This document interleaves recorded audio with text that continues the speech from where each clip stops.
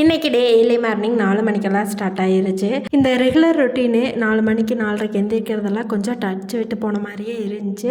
5:30க்கு walking போகிறனால இந்த morning regular routine அப்படியே சேஞ்ச் ஆயிடுச்சு. அதனால் சரி இன்னையிலேருந்து மறுபடியும் ஃபஸ்ட்லேருந்து ஸ்டார்ட் பண்ணலான்னு சொல்லிட்டு ஸ்டார்ட் பண்ணியாச்சு. 4 மணிக்கே இன்றைக்கி எந்திரிச்சாச்சு. பாசத்தொழிச்சு கோலம் போட்டிருக்கும்போது முடியெல்லாம் ஃபேஸ் கிட்ட போயிடுச்சு. குமிஞ்சு கோலம் போடுறதுனால ரித்வினா என்னமோ பண்ணுறேன்ட்டு எட்டி பார்த்துட்டு இருந்தா சிரிச்சுட்டு.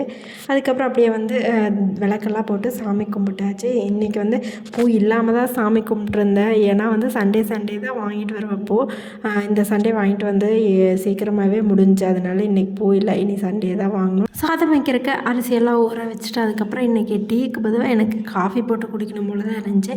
நேற்று இருந்தேன் அப்படி தான் இருந்துச்சு. அதனால் நேற்று ஈவினிங் வரும்போதே காஃபி பாக்கெட் வாங்கிட்டு வர சொல்லிவிட்டேன். இந்த 2 ரூபா பாக்கெட் தான். ஏன்னா அதுதான் 2 பாக்கெட் 3 பாக்கெட் வாங்கிட்டு வரும்போது அது மட்டும் போட்டு குடிச்சிட்டு அமைதியாக இருந்துக்குவோம். இந்த பாட்டில் இருந்துச்சுன்னா அடிக்கடி காஃபி போட்டு குடிக்கிற மாதிரி இருக்கும். காஃபி குடிக்கிறனால தப்பில்லை, அந்த காஃபி பவுடருக்கு சுகர் அதிகமாக ஆட் பண்ணுவோம். அது ஒன்று தான் ப்ராப்ளம்.